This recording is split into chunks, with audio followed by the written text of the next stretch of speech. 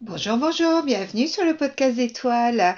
Alors aujourd'hui, je vais vous parler de la nouvelle lune qui a lieu le 18 janvier 2026 et qui se forme à 28 degrés 43 minutes du signe du Capricorne.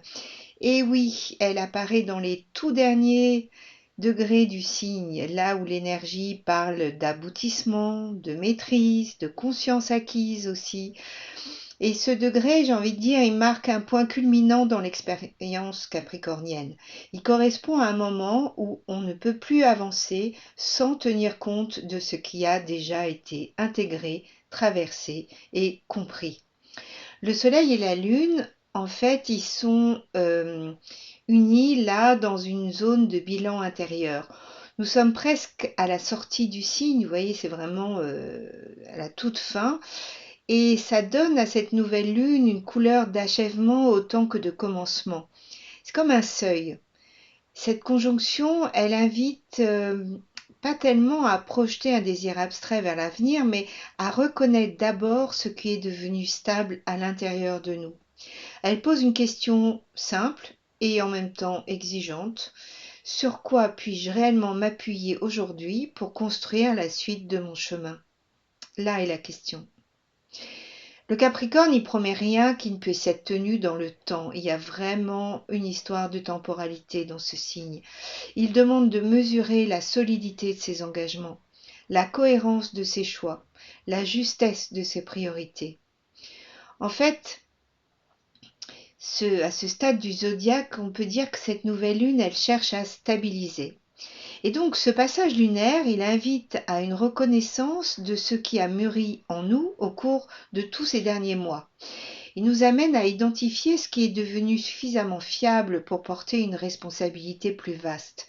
Nous sommes invités à nous interroger sur, en fait, oui, la question serait, qu'ai-je appris sur moi-même ces derniers mois? Qu'est-ce qui s'est consolidé à l'intérieur de moi? Qu'est-ce qui n'a plus besoin d'être prouvé? Et ce qui est intriguant, c'est que cette nouvelle lune, elle se produit juste avant l'entrée massive des planètes personnelles en Verseau, ce qui lui donne une fonction charnière, j'ai envie de dire. Elle clôt une phase de construction intérieure avant l'ouverture d'un champ de transformation collectif. En fait, ce que nous posons maintenant devra pouvoir traverser Pluton sans se dénaturer. Vous voyez, on est vraiment à ce charnière, ce seuil entre, voilà, on bascule, j'ai envie de dire, dans ce qu'on peut appeler le nouveau monde. On est au sommet de la montagne capricornienne et de ce sommet, la vision s'élargit. On garde plus seulement ce que l'on fait, mais ce que l'on devient à travers ce que l'on a fait. Et l'axe important, je dirais, de cette nouvelle lune, c'est que Mercure et Mars sont eux aussi en Capricorne. Ils sont conjoints à 26 degrés et de fait, ils sont conjoints à la nouvelle lune. Et le Soleil et la Lune viennent de les traverser. Donc ça donne une couleur très particulière à cette nouvelle lune. Il ne s'agit pas seulement d'une intention ressentie intérieurement, mais d'une intention pensée, structurée et organisée. L'esprit est actif, concentré, stratégique. Mars va nous apporter l'élan, Mercure va nous apporter la cohérence mentale. Rien de ce qui est semé le 18 janvier ne peut être compris sans cette conjonction. Mercure, à 26 degrés du Capricorne, en fait, il structure la pensée autour de critères de réalité, de viabilité, de responsabilité aussi. Il ne cherche pas tellement l'élégance intellectuelle ni la multiplicité des options, il cherche la cohérence. Il raisonne en termes de durée, de conséquences et de solidité. Sa fonction consiste à organiser le réel pour qu'il puisse être habité sans dispersion. Mars, quant à lui, est à 26 degrés du Capricorne aussi, donc il agit dans la même logique. Il se manifeste ni dans l'impulsion ni dans la réaction émotionnelle. Il canalise l'énergie vitale vers ce qui demande persévérance, discipline et constance. Mars est exalté en Capricorne, ce qui signifie qu'il y trouve une forme d'efficacité maximale lorsqu'il accepte de se soumettre à une structure et à un cadre intérieur. Donc, lorsque Mercure et Mars se trouvent conjoints dans ce signe, le Capricorne, la pensée devient un outil d'action et l'action devient l'expression directe d'une pensée consciente. Il n'y a plus de décalage entre ce que l'on comprend et ce que l'on fait. Cette conjonction, elle impose une unité intérieure. Décider engage immédiatement la responsabilité de l'acte. Sur le plan psychique, cette configuration produit une grande concentration mentale. Elle peut générer une lucidité tranchante, une capacité à hiérarchiser rapidement et à voir ce qui est fonctionnel et ce qui ne l'est plus. Elle peut aussi créer une forme de rigidité si l'on confond clarté et contrôle. Mercure-Mars en Capricorne exige une vigilance particulière dans l'usage de la parole, de la décision et de l'autorité mentale. La précision ne doit pas devenir de la dureté, la cohérence ne doit pas devenir fermeture. Sur le plan existentiel, en fait, cette conjonction, elle pose une question directe. Qu'est-ce que je suis réellement prêt à soutenir dans la durée par mes actes ? Elle oblige à mesurer l'écart entre l'intention déclarée et l'engagement réel. Elle révèle ce qui relève encore du désir abstrait et ce qui peut devenir une structure de vie. Elle ne permet pas l'auto-illusion, elle demande une honnêteté radicale dans la relation à soi-même. Et donc elle montre une volonté de décider en pleine conscience, d'agir avec méthode et de transformer une vision intérieure en actes concrets. Finalement, elle marque une phase de clarification stratégique. Et puis sur le plan concret, Mercure conjoint Mars soutient toutes les démarches qui exigent planification, stratégie, organisation du temps et mise en œuvre progressive. En fait, elle favorise les décisions professionnelles structurantes, les repositionnements de trajectoire, les réajustements de cadre de vie et les choix qui demandent maturité et persévérance. Elle ne favorise pas l'improvisation, mais la construction méthodique. Donc, cette conjonction, elle soutient toutes les démarches qui exigent de la rigueur, de la constance et de la responsabilité. C'est un peu comme une lame de discernement. Elle tranche ce qui n'est pas viable, elle ressente l'énergie sur ce qui peut réellement porter du sens, elle oblige à choisir moins mais mieux. Et donc cette configuration demande de poser des choix clairs, elle demande de définir ce qui mérite réellement notre énergie. Elle invite à distinguer l'essentiel de l'accessoire, le durable du provisoire et le structurant du dispersant. Donc on voit bien que la nouvelle lune s'appuie sur ce travail préalable. Elle ne surgit pas dans un espace neutre, tout nouveau, tout beau, tout ça. En fait, elle se déploie dans un champ qui est déjà clarifié par la présence de Mars et Mercure, qui est déjà structuré, qui est déjà engagé. La graine lunaire, elle tombe dans une terre, un sillon mental et énergétique qui a été préparé avec rigueur, si on peut voir ça comme quelque chose de vivant, vous voyez. Et donc cette conjonction Mercure-Mars, elle nous donne une colonne vertébrale à cette nouvelle lune. Elle transforme l'intention en responsabilité. Elle transforme le désir en orientation consciente. Elle fait de cette nouvelle lune un engagement intérieur posé dans le réel. Donc l'année avec cette conjonction Mercure-Mars, avec cette nouvelle lune, elle commence pas par une expansion mais par une clarification. C'est une mise en ordre intérieur, un tri conscient. Et il s'agit de prendre une décision pour s'aligner avec ce qui est réellement soutenable dans la durée. Et quand on regarde la carte, on voit bien qu'il y a un stellium. Un stellium, c'est quoi? C'est en fait plusieurs planètes réunies au même endroit. Il en faut au moins 3 ou 4. Et la nouvelle lune, là, elle s'inscrit au cœur de ce stellium. Mercure et Mars sont conjoints à 26 degrés du Capricorne, le Soleil et la Lune sont à 28 degrés, et Vénus vient tout juste de quitter le Capricorne et d'arriver en Verseau à 1 degré. Autrement dit, il y a quasiment 5 planètes personnelles qui sont rassemblées dans un même territoire zodiacal, ce qui n'est absolument pas anecdotique, évidemment, au niveau astrologie. Donc, c'est un faisceau de conscience, une loupe posée sur une fonction précise de l'expérience humaine. Un stellium, c'est, ça concentre l'expérience dans une fonction unique. Et là, il concentre toute la conscience dans la fonction capricornienne. Responsabilité, maturité, incarnation, choix structurant, rapport à l'autorité intérieure et puis aussi le long terme. Donc cette nouvelle lune, elle propose une condensation, elle rassemble les forces pour poser un acte fondateur. En fait, elle nous oblige à regarder où se situe notre véritable centre de gravité. Et le Capricorne, dans ce contexte, il agit comme un révélateur de cohérence. Il met en évidence ce qui est solide, ce qui est artificiel, ce qui peut être porté et puis aussi ce qui doit être abandonné. Le stellium, c'est comme une loupe intérieure qui éclaire les zones de notre vie où nous avons construit par habitude plutôt que par vérité. Il éclaire les zones où nous avons développé une véritable maîtrise aussi. Donc c'est ni positif ni négatif, c'est un endroit qui est intensifié, qui rend visible, qui concentre, qui oblige à regarder en face, sans détour. Et dans ce cas précis, ça intensifie la fonction capricornienne dans sa totalité. Donc je répète, la maturité, la discipline intérieure, l'intégrité, mais aussi la dureté possible envers soi, la tentation du contrôle, l'excès de sérieux ou la peur de l'échec.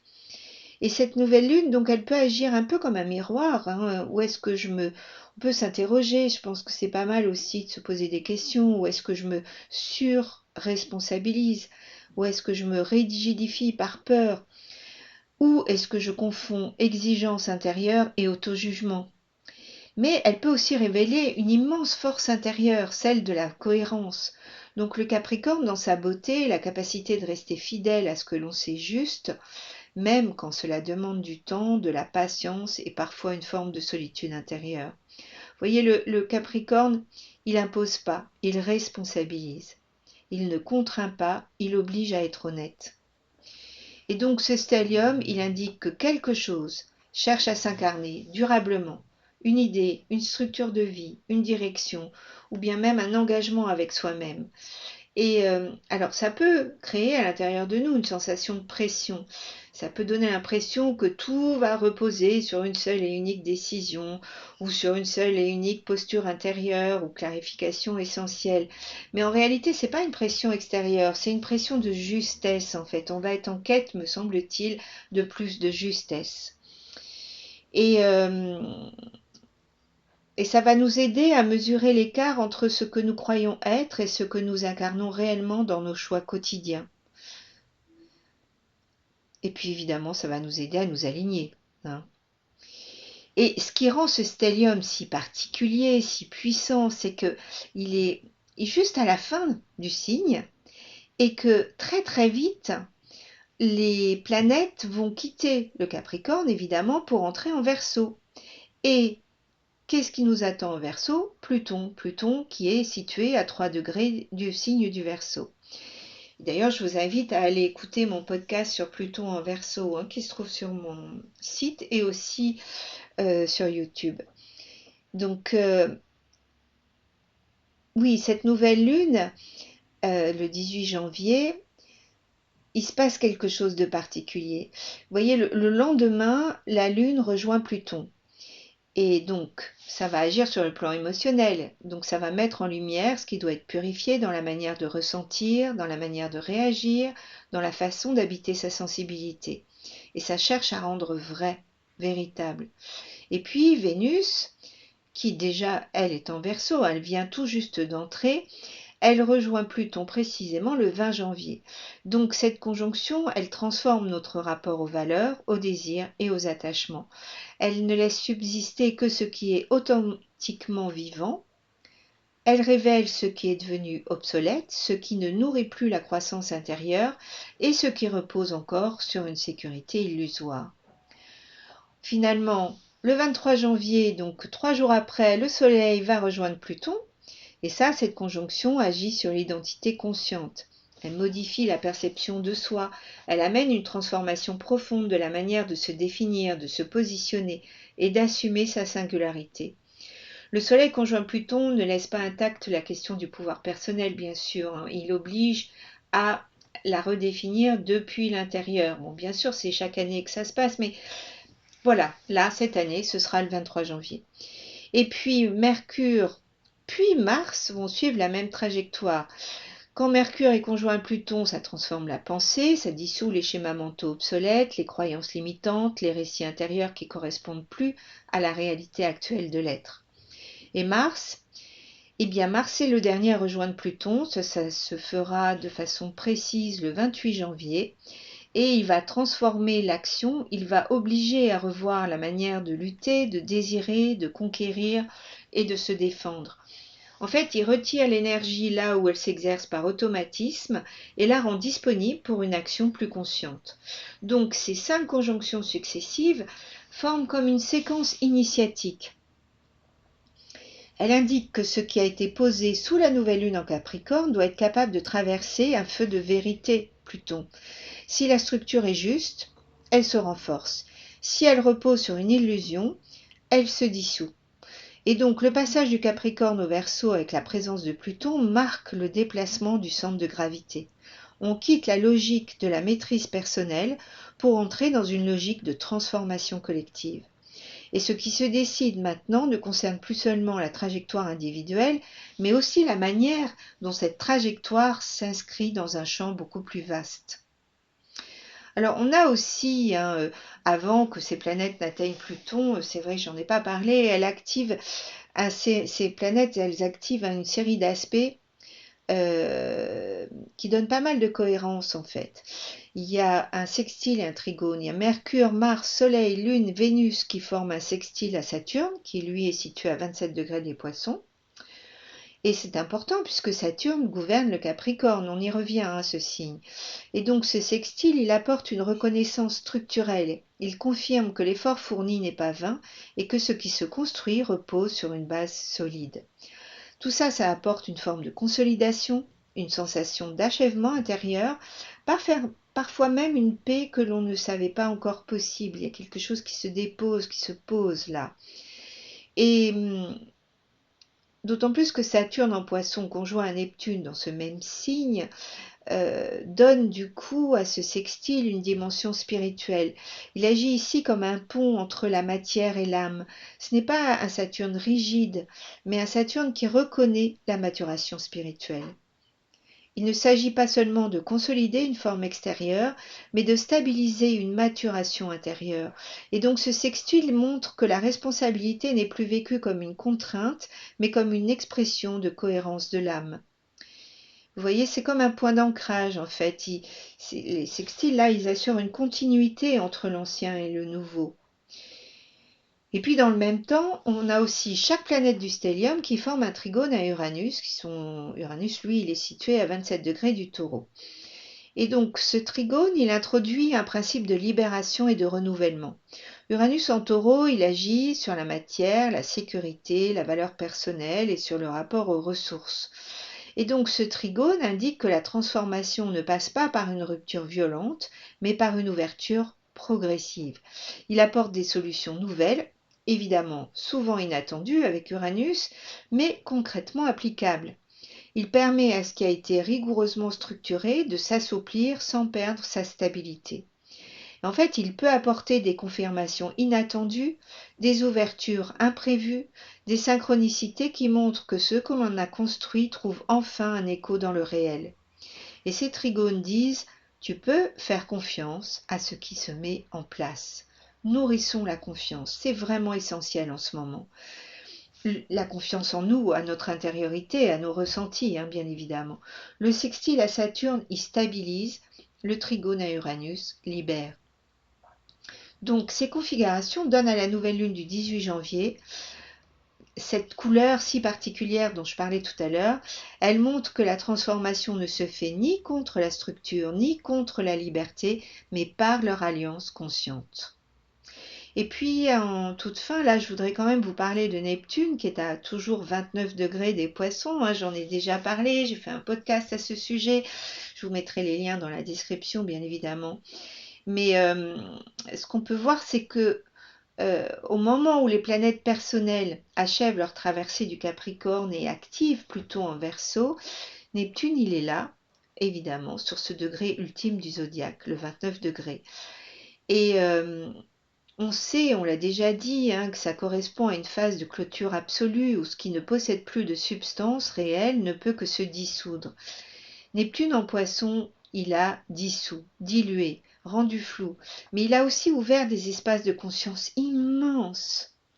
Il a permis de sentir ce qui ne se voit pas. Et là, à ce stade, à ce degré, il demande un lâcher-prise définitif. C'est le temps d'abandonner ce qui n'a plus de substance. Ce Neptune de fin de cycle agit comme une mer intérieure où tout ce qui est devenu inutile se dissout naturellement. En fait, d'une autre façon de voir, c'est que Neptune, là, il agit comme un révélateur de saturation. Il met en évidence ce qui a été vécu jusqu'au bout, ce qui a été compris, ce qui ne peut plus être prolongé sans perte de cohérence. Il ne propose plus de rêve, il impose un dépouillement. Il ne soutient plus l'illusion, il expose l'essence. Et donc, à ce stade, Neptune ne travaille pas sur les formes extérieures, mais sur l'adhérence intérieure. Il agit sur la manière dont l'individu se définit à travers des croyances, des idéaux et des projections spirituelles ou existentielles devenues inadaptées. Ce qui n'est plus relié à une vérité vécue se défait naturellement. Et donc, cette position extrême de Neptune accompagne la nouvelle lune comme une mer de fond. Elle nous rappelle que la solidité capricornienne ne peut s'inscrire dans l'avenir que si elle repose sur une authenticité vibratoire. Toute structure qui ne correspond plus à la fréquence intérieure de l'être devient instable. Neptune à 29 degrés des Poissons marque donc une étape de désidentification. On cesse d'être ce que l'on croyait devoir être, on se libère de ce qui était nécessaire hier, mais ne l'est plus aujourd'hui. Et je voudrais quand même finir sur Neptune qui entre en Bélier le 26 janvier. Donc à nouveau, j'ai fait un podcast sur ce sujet, je vous mettrai le lien dans la description. Mais là, je vais quand même vous en dire quelques mots parce que c'est un moment clé. Le 26 janvier, il est à 0 degré du Bélier, là où il va faire sa conjonction avec Saturne en février, ce qui sera aussi un autre moment clé. Et pareil, je vous mets ma vidéo sur ce sujet dans la description. Et donc, pour nous tous, cet événement est majeur. Parce qu'il faut se rappeler, Neptune met environ 165 ans à parcourir l'ensemble des signes du zodiaque. Et donc, ça va être la première fois que nous vivons cela. Et son passage en Bélier inaugure un cycle totalement inédit à l'échelle d'une vie humaine. Le Bélier, c'est quoi? Il représente le principe d'existence, l'impulsion d'être, le je suis fondamental. Neptune, en entrant dans ce signe, transforme profondément la manière dont l'individu perçoit son identité. Il ne s'agit plus de construire un moi conforme à des modèles, mais de dissoudre toute identité qui ne provient pas d'un alignement intérieur réel. Et finalement, Neptune vient poser une question fondamentale. Que suis-je au-delà des rôles, des projections et des conditionnements dans lesquels nous sommes tous, mais c'est retrouver ce je suis. Et Neptune en Bélier ne pousse pas spécialement à l'action immédiate, il pousse à la vérité de l'élan. Il interroge l'authenticité du désir, il dissout les identités fabriquées. Et donc ce transit, il agit comme une purification de l'impulsion vitale. Il retire progressivement l'énergie des actions qui ne proviennent pas d'un appel intérieur clair. Il favorise une reconnexion directe à la source du mouvement personnel. Et sur le plan individuel, Neptune en Bélier, en fait, il modifie la perception de soi. Il ouvre une sensibilité plus directe aux signaux intérieurs. Il intensifie l'intuition. Il affine la capacité à ressentir ce qui est juste avant même de pouvoir l'expliquer. Donc, Neptune en Bélier, on peut dire en plus simple, dissout le faux moi. Il enlève ce qui n'est plus aligné avec la fréquence réelle de l'être. Il ne pousse pas vraiment à l'action immédiate, ça il faut être clair là-dessus. En fait, il pousse à l'authenticité vibratoire. Il peut y avoir d'ailleurs à ce moment-là, au moment où il rentre, un sentiment étrange de flottement, de légèreté, comme si quelque chose se décollait de la densité ancienne. Et vraiment, ne le vivons pas comme une perte, mais comme une élévation de fréquence. Et ce transit, il ouvre en fait à une nouvelle relation à l'intuition, une expansion des perceptions subtiles, un appel à une créativité plus spontanée, voilà, et puis bien sûr une redéfinition de l'identité.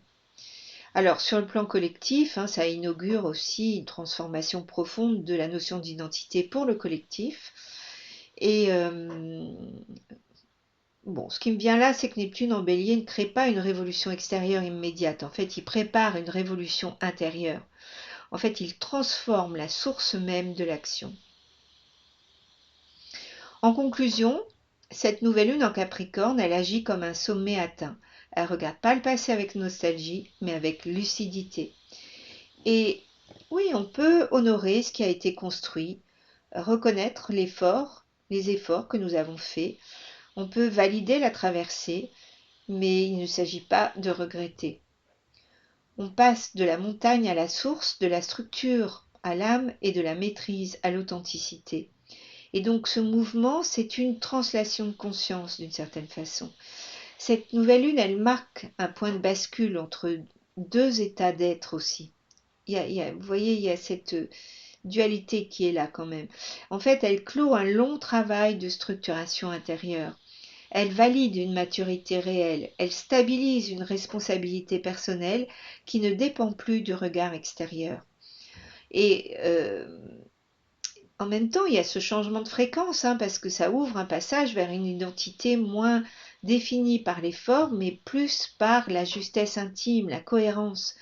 Et donc, on peut dire qu'elle sépare ce qui a été construit par adaptation de ce qui naît par cohérence intérieure. Voilà. Le Capricorne, il nous a appris à tenir. Neptune en Bélier va nous apprendre à être. Et entre les deux, il n'y a pas grand-chose à prouver, il faut juste incarner qui nous sommes. Et donc, en toute fin, je dirais que cette nouvelle lune, c'est un moment où on quitte la hauteur des structures pour rejoindre la source de l'élan, un instant où la forme rend la main à l'essence, un point de rencontre en fait entre ce que nous avons patiemment bâti et ce que l'âme se souvient d'avoir toujours été lorsque toute résistance se dissout et que la vie recommence à circuler comme une évidence sacrée.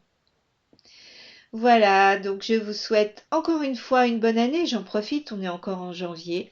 Eh bien, magnifique passage, une magnifique bascule vers ce monde, vers les énergies Verseau, où Pluton à l'entrée nous permet de transformer, de nous libérer de tout ce qui ne nous convient plus. Et je vous dis à tout bientôt pour un prochain podcast.